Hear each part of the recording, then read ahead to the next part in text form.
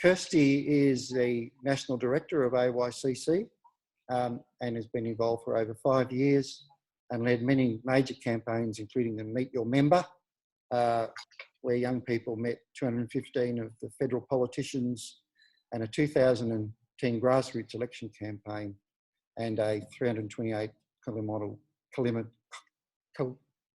walk for solar thermal in Port Augusta, and they're very active, involved with the Port Augusta community to head towards building a solar thermal plant. So AYCC and Kirsty have run training days for thousands of young people, and in 2010 Kirsty was awarded the Young Tasmanian of the Year, and in 2013 with Lucy Mann, who we know at La Trobe through family connections, the surname Mann being prominent, was awarded the Young Environmentalist, were awarded the Young Environmentalist of the Year. So I'd like to you all to put your hands together and welcome Kirsty to talk to us. I've asked Kirsty to talk a little bit about what the students want from sustainability education and how can learning be linked to advocacy and change, and anything else she wants to say. So Kirsty. Sorry, how do I get my slides? Ah, yes, the slides. I can't get you and the slides together, but I believe there is technology to do that. So I'll get you at least on the screen a moment. And your slides are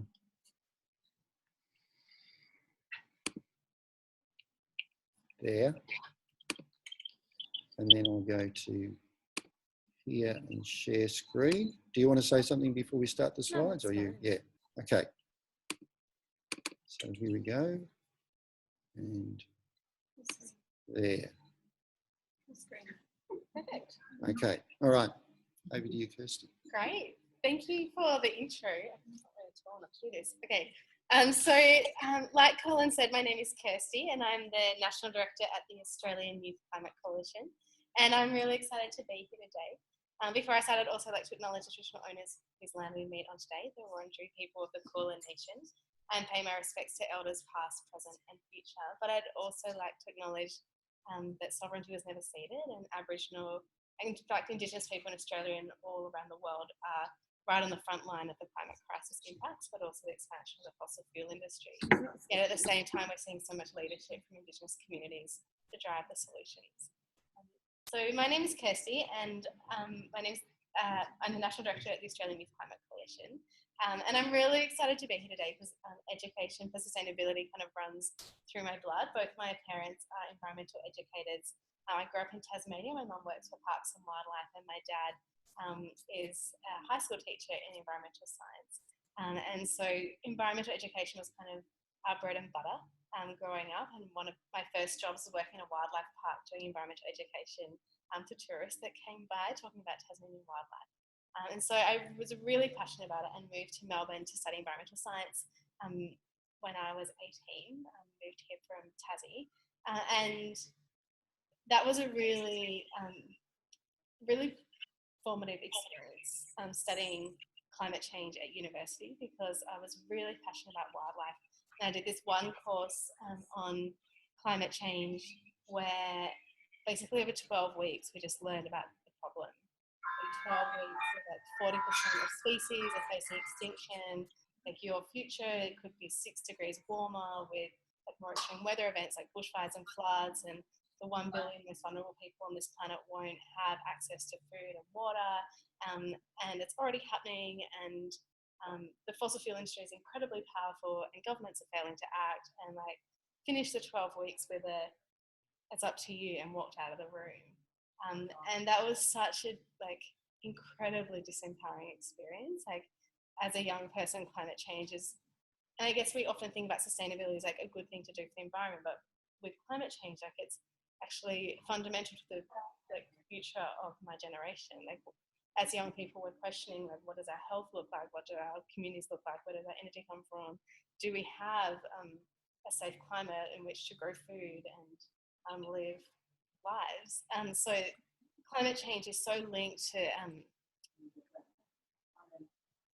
social justice, and it's not just an environmental issue. Climate change is really a human issue.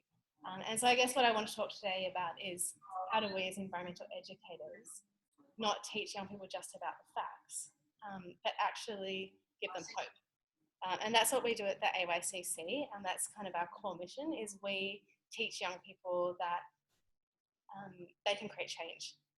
And that's what I want to talk about today. How do we as environmental educators not just talk about the problem and the solution, but really get young people to learn and believe that they can be drivers in creating the world that they need to see.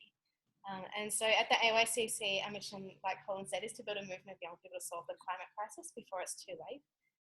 And we have grown over the last 9 years from a handful of students from across the country to a really active network of volunteers in schools and universities and regional towns, and a network of 120,000 members online.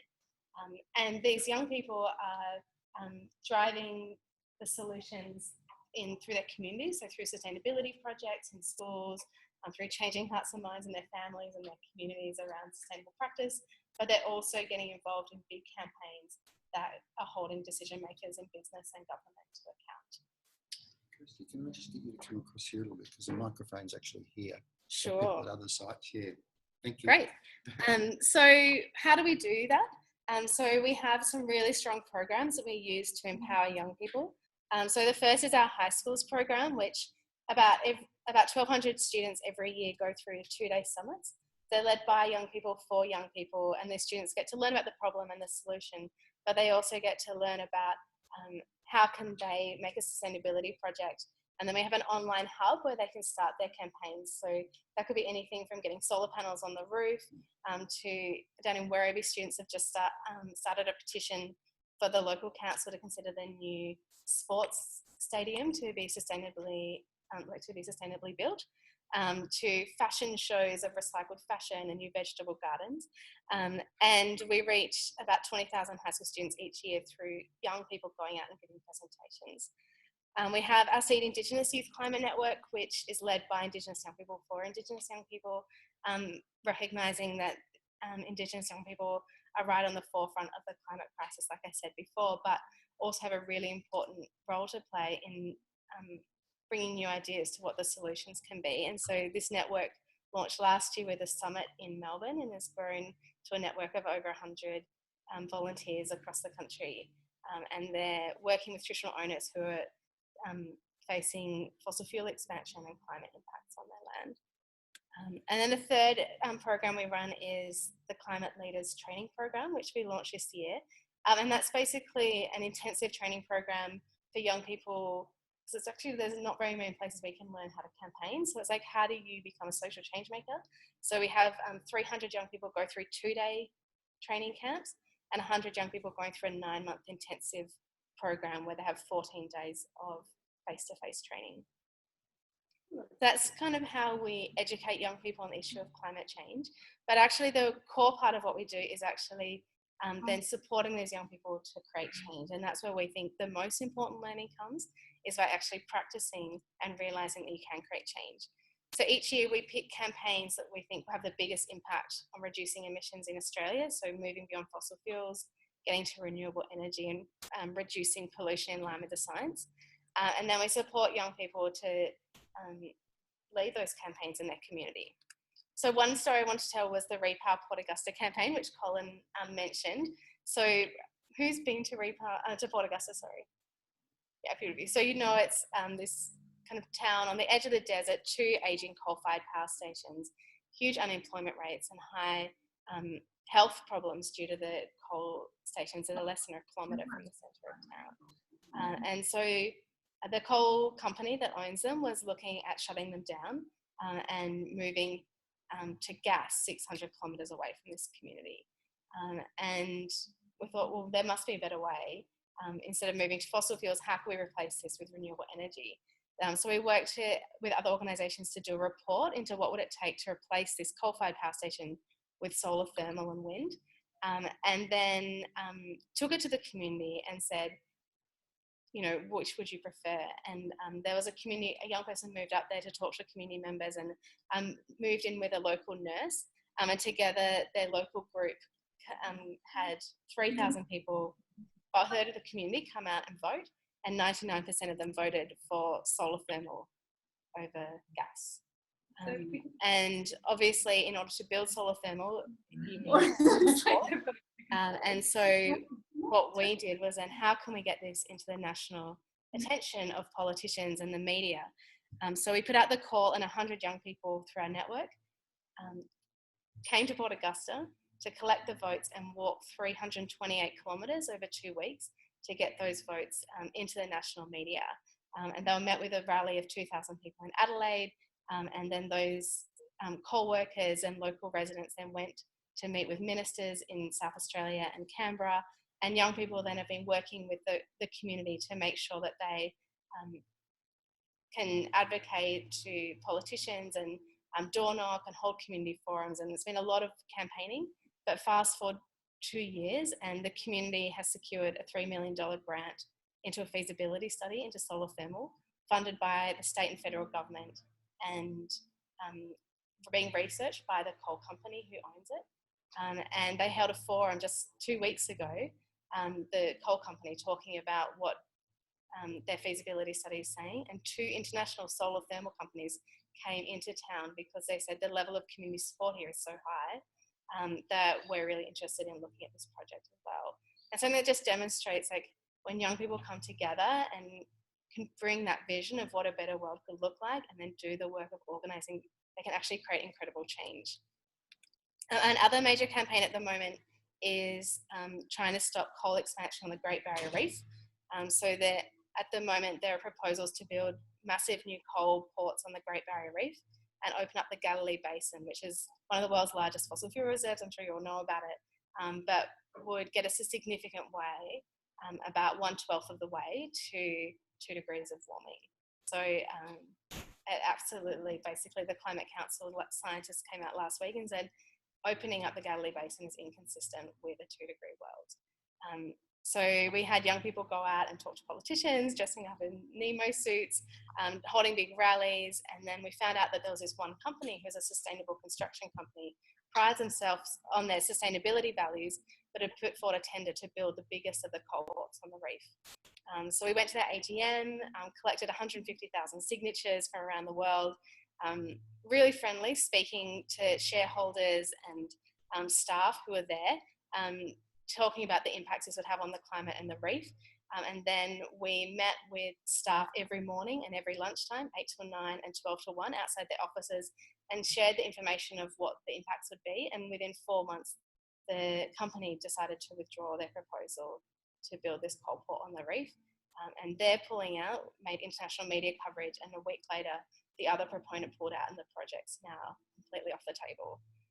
And young people are now doing this again with banks, asking the big 4 banks to rule out funding any of the projects associated with this coal development, which is very linked to the divestment movement that I'm sure you've seen on most campuses around the country.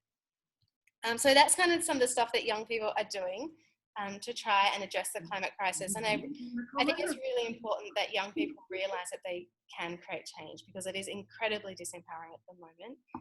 And so to learn about the problem and learn about the solutions isn't enough, but how can we actually teach that lesson as environmental educators, that there is hope in whatever profession you choose, as a teacher or in business? Like, how do you create change? And we find that there are 5 key ingredients, and the first is obviously education, so learning about the problem and solution. But it's not enough just to learn about, switching your light bulbs or doing a local community project, but you need to understand, well, what are the drivers of this globally in our economic and our political system? What is stopping this change? And therefore, like, how can I have the biggest impact? We find that even high school students need to know not only the local, but the national and the global level to feel really empowered to know their place in making a difference. But also learning in our education from people who've created change in the past, like, what are the social change movements that have come before and what can we learn from? That's a big part of the education we do. The second thing is inspiration, and I think inspiration really comes from realising that other people are creating change. And we're really happy we've got this national network of volunteers and staff. Like, if you ever need a speaker to come in and do a guest lecture or a guest presentation, feel free to invite, get in touch and we can send someone out. And the third is connection with peers. So doing that university subject, like, it was it was really hard, like getting to the end of it and realizing like I'd learned all this stuff, but I was completely alone. But later I went and did another subject, and we did group work in a discussion group, and the girl in my group ended up being my co-director at AYCC for the last 2 years. And so building those really resilient connections and having the time for young people to connect. And if we obviously do lots of training, like connecting through that, or also doing internships with other organisations. We have a lot of young people from universities and TAFEs coming and doing internships, which is a great way to connect with other people creating change. The fourth is collective action, and tying in with that youth-led campaigning. And I really wanted to tell a story about a marketing class, which was at Monash University, who approached us back in 2009 for a partnership. And basically we had a campaign at the time to try and get young people to be able to vote on what climate policy they would take to the UN climate talks in 2009. So an online website, and the marketing class, their whole project over 12 weeks was how do you get as many young people to vote. So they got to market it, they picked a demographic, they had scouts or young Jewish women in Melbourne, or they just picked a demographic that they wanted to market to, and then they marketed it through social media or speeches. They did their own campaign that they developed and was really practical. And there's obviously divestment campaigns all around the country, and there are always campaigns going on with AYCC. So if there's ever an opportunity for us to partner and come in and give young people, here's an actual problem that young people are trying to solve, how can you use your specific skills to do it, we're really happy to work with you on that. But I just want to finish by saying thank you so much for having me here today. Like I wouldn't be here if I hadn't been through university doing environmental education. I learned so much through university about how the world works, and I'm really excited to find out how we as a national network of young people can help make sure that young people realise they can make a difference, and we can be teaching that lesson together. Thanks. Yeah, yes. So we've got a few minutes for questions. And I'll just bring us back together here. Okay. So I'm going to put you on the screen, Kirsty. I hope people are able to hear that. I got a text from Mel saying it was a little bit faint, but hopefully people got to hear what Kirsty had to say. So one of the questions and challenges for us is this whole issue of how do we make education active, and how do we try and link it to change, because we know that that needs to happen. So any thoughts or questions? You need to turn on your microphone if you're going to ask a question. Mel? Can you hear us? Yeah. Yeah. So yeah, thank you very much for that presentation. The key thing that you had, which was Sorry, Mel, it's distorting a bit.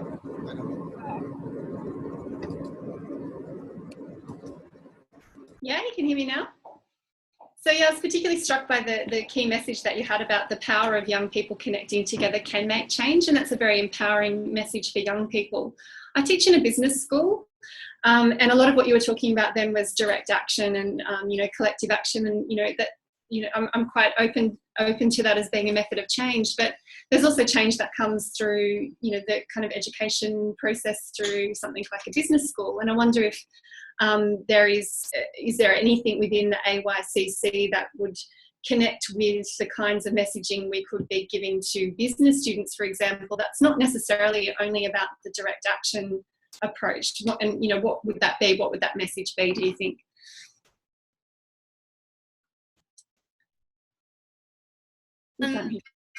Sorry. Yeah. Yeah, great. So at the AYCC, we really believe that young people should be able to lead the change in all areas of their community. So in high schools, we really focus on sustainability projects. For uni students, we really focus on national campaigns where they're influencing decision makers. But young professionals, we find actually going back into their workplaces and how can you make, one, your workplace more sustainable, but also how can you increase corporate responsibility within your workplace, and how can you embed these values, and how do you, for example, take into account climate risk? Like, it's incredibly challenging for businesses, particularly businesses which have high energy use or are in the fossil fuel industry. Like, how do you actually respond to the fact that 90% of Australia's coal reserves need to stay in the ground? People are saying that we could hit 2 degrees of warming within 15 years, and once we hit that, like, we're facing such economic costs and human costs and environmental costs. Like, how does a business take that into consideration? So I think there's a really important role for business students to be starting that conversation in businesses, because as far as I can tell, like, I was at a conference last week with some of the leading businesses. It was mainly sustainability people within those businesses, but there's a very little conversation about what businesses can do to lead. They're all waiting for public policy, but what is the role of business in advocating for better public policy to protect their assets or to protect the planet? Greg, we've got Greg here in the audience, Greg Dingle from the trade. You're going to have to speak up, Greg, I think. My name is Greg Dingle. I'm a staff at Trade Business School. Yeah, great. I'll repeat the question in a second. So. My question to you is, what do young people want to know about climate change? Colleagues and I are wrestling with what climate change looks like in curriculum. What do young people want to know? Yeah, great. So Greg's asked, what do young people want to know about climate change in, say in a tertiary context? Yeah. Yeah, great. I can talk about what we teach, because I think that's been developed by young people for young people. And basically the key things we find young people want to know is they want to get the basics of the science. Like, they need to know, like, no one really explains tipping points. Like, what does it mean when we hit 2 degrees of warming? What is a tipping point? They need to understand where we're at, like emission trajectories. Like, we are on track for, we've just had this much parts per million. Who advocates for what levels of parts per million? Our government's current policies are aiming towards 550 to 650 or more parts per million, whereas a lot of developing nations or First Nations people are advocating for 350 or less. So, like, kind of knowing, like, who's advocating for what, because the science is so politicized. So understanding emission trajectories, tipping points, understanding the impacts, and really having the chance to explore the climate change impacts across social justice issues, I think, is really important. Like, what does this mean for health and the elderly, and for people in less well-off countries? Or what does this mean for bushfire risk? Like, actually exploring that, but also exploring the environmental risk, and realising that the life support systems that Earth has always operated on are at risk if we continue to warm the climate. So really I'm saying the impacts, and really getting the chance to explore that. And then obviously talking about the solutions. Like, the climate science is really scary. So talking about the solutions, what are the drivers of energy in Australia and overseas? Like, we are getting more investment in renewable energy than fossil fuels. Like, what's driving that, and how can that be driven more by policy? What are the other solutions to climate change, and who is leading that change? And I find the Climate Council is really useful for climate science and solutions in Australia's role. And in terms of, like, Climate Works has done some modelling around energy, but it's very conservative. It's on like a 60% chance of hitting 2 degrees of warming. Like, it's not particularly great. So also finding other groups like 350 who talk about more ambitious climate policy. And then I think young people really want to see, like, who's leading this change? Like, what are the root causes? What are the policies? What are the ideas that are driving this? Is like these ideas of extractivism, these ideas of consumerism, these ideas that the environment is a commodity, that we can externalize environmental and social costs and benefits. Like, what are these driving things? And then, like, get the chance to consider, well, what are you most passionate about, and what are your skills? And do you want to teach primary school students how to be more sustainable in their lives, or do you want to be a think tank for thinking about what do economics look like in a post-carbon world, and how do we get there from in our current political and economic systems, like where do you fit? Like what's the lever that you want to pull, because we need to pull a lot of levers. And then I think it is really important to be talking about the communities who are on the front line of this crisis. For example, we talk a lot about, for example, in the US around the tar sands, like Indigenous communities are pairing up with farmers and ranchers. They're calling it the Cowboy and Indian Alliance, you know, to stop the expansion of tar sands. So like what are those communities and unlikely alliances in that grassroots power? Because in the end, the only way we can really solve this crisis is if we're having solutions being driven from all areas of the community. So actually understanding that and finding their place, I think, is really important. All right. So there's a little bit of a recipe for curriculum. And some of the people here are exploring that. Swati, you must talk with Swati because yeah, that'd be great. Yeah, he's in business and one of the people we're discussing that with. Any other questions for Kirsty? I've got one, but I'll hold back because there may be people in far-flung reaches who might have something. Colin, I've got one if that's okay. It's Colin. It is Colin, yes. Colin McGregor. Hi, Colin. Hi. Kirsty, interesting talk. I heard today, funnily enough, one of my tutors is doing a PhD looking at the rolling out of environmental stewardship and sustainability education in high schools. And she told me today that as she's been exploring our data, in Queensland, she thinks that only about 5 or 6 teaching periods are devoted to sustainability in a whole year. And I said, well, what does that actually mean? And she said, well, a teaching period is 50 minutes. So I said, well, so how many teaching periods are we actually talking about? What are we, because I got the impression it might be 5 or 6 out of maybe 100 or something, but she reckons there might be over 2,000 teaching periods in a typical year at high school.